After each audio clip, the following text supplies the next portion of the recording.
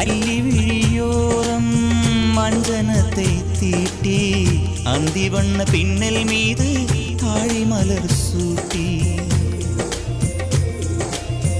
அல்லி விழியோரம் மஞ்சனத்தை தீட்டி அந்தி வண்ண பின்னல் மீது தாழை மலர் சூட்டி ஆதி முதல் அந்தம் ஆபரணம் பூட்டி அன்னமிவள் மேடை வந்தாள் மின்னல் முகம் காட்டி கெட்டி மேளங்கொட்டிட மணப்பெண்ணை தொட்டு தாலி கட்டினான் மாப்பிள்ளை